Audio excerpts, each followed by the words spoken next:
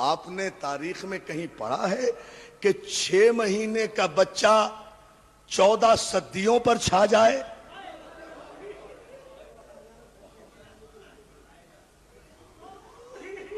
ہاں، 6 مہینے کی عمر کیا ہوتی ہے دوستو؟ لیکن سلام علی اصغر پر 6 مہینے کی عمر میں اتنا بڑا کارنامہ کہ اتنے غلام بیٹھے ہیں.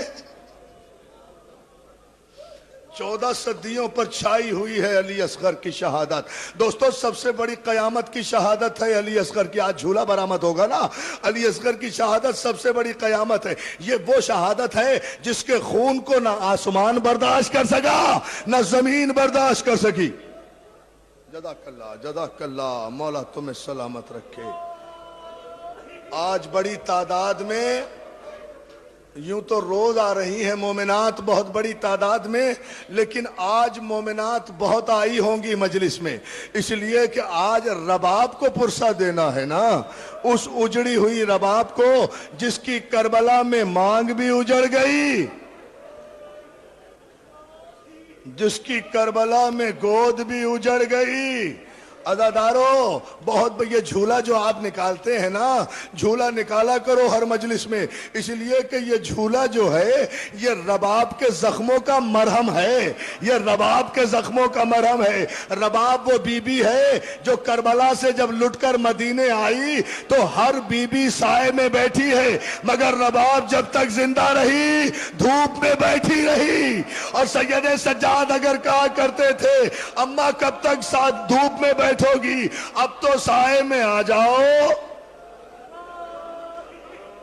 نہیں نہیں، مجھے کوئی جلدی نہیں، اطمینان سے سنو، اطمینان سے سنو، مگر رو ایسے جیسے رباب اجڑی ہے.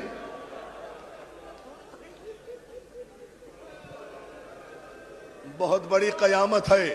میں شہادت تو نہیں پڑھ سکوں گا، شہادت تو المحسن میں پڑھوں گا، مگر ایک جملہ ضرور سن لو عزادارو. جھولا برآمد کرانے کے لیے رباب جب تک زندہ رہی دھوپ میں بیٹھی رہی. سید سجاد کہا کرتے تھے اماں کب تک دھوپ میں بیٹھی رہو گی، اب تو سائے میں آ جاؤ. تو ہاتھوں کو جوڑ کے کہتی تھی بیٹا بیٹا بن کے کہتے رہنا، امام بن کے حکم نہ دینا. کیا سن رہے ہیں آپ عزادارو؟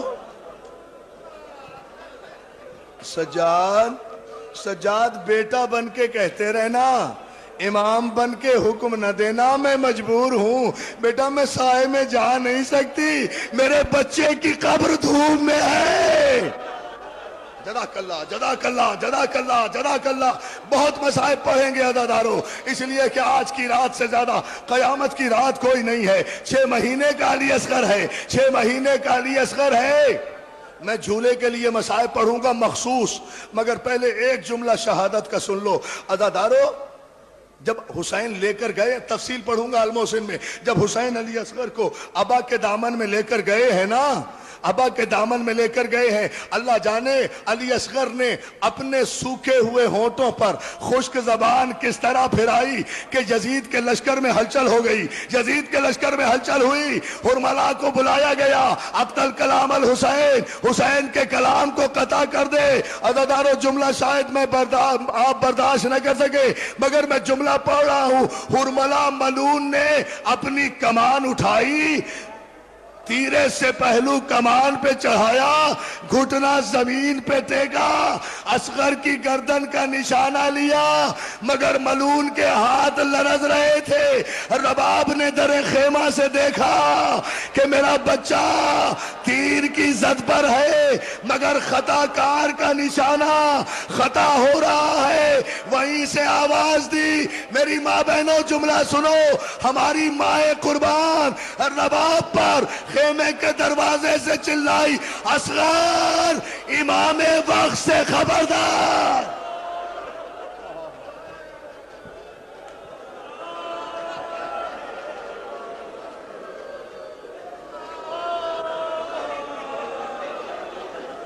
اصغر امام وقت سے خبردار میرے لال.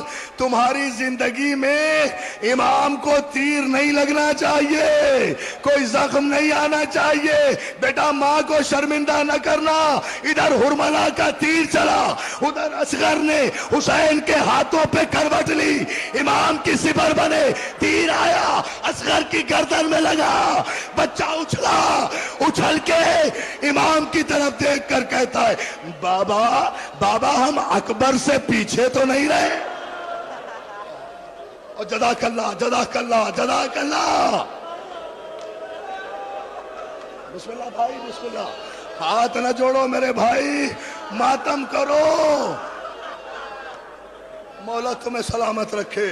लो तफसील अभी सुनाऊंगा अल मोहसिन में, मगर एक जुमला सुन लो, एक जुमला सुन लो। ये तफसील के हुसैन ने तीर कैसे निकाला ये अल मोहसिन में सुनाऊंगा, इसलिए कि वहां भी झूला बरामद होगा। मगर एक जुमला सुन लें। अहले सुन्नत के आलिम अल्लामा फरंगी महली अहले सुन्नत के आलिम हैं, अपनी किताब क़यामत सुगरा में एक जुमला लिखते हैं। दोस्तों मैं तो तड़प गया ये जुमला पढ़कर। मैंने पढ़ा ये जुमला। अल्लामा फरंगी महली कहते हैं कि असगर का तीर खाना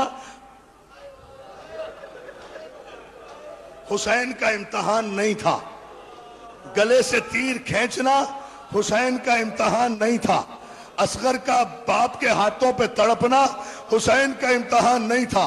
हुसैन का सबसे बड़ा इम्तहान उस वक्त शुरू हुआ जब जलती हुई जमीन पर 6 महीने के बच्चे को रखकर हुसैन ने तलवार से असगर की कब्र खोदना शुरू की। सुन रहे हो दादारो, सुन रहे हो जुमला? हाँ हाँ करो करो मातम दादारो, करो मातम, इससे बड़ी शहादत है कोई नहीं।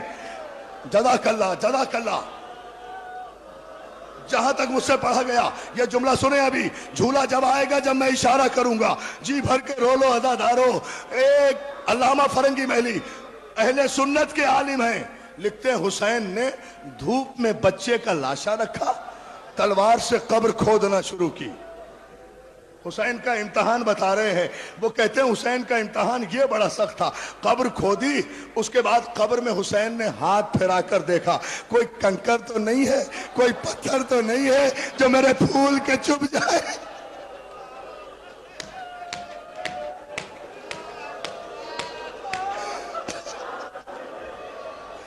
कोई कंकर तो नहीं है। मेरे बोला मुझे ताकत दे दो, मैं एक जुमला कह दूं। कोई कंकर तो नहीं है, कोई पत्थर तो नहीं है जो मेरे लाल के चुभ जाए। अदादारो हुसैन ने अली असगर की नन्ही सी कब्र बनाई, हर कंकर पत्थर को साफ किया। अल्लामा फरंगी महली कहते हैं ये भी हुसैन के लिए आसान था। फिर असगर का लाशा उठाया, असगर का लाशा उठाया, असगर का लाशा उठाकर कब्र में रखा। हुसैन के लिए यह भी आसान था। अब जो मट्टी डालने की बारी आई, हुसैन ने करबला की रेत हाथों में उठाई। करबला की रेत तप रही थी, झुलस रही थी। हुसैन ने मट्टी डालना चाही, वापस बचा लिया, फिर मट्टी डालना चाही, वापस बचा लिया। अरे मेरा फूल, अरे मेरा जज़ाकल्लाह।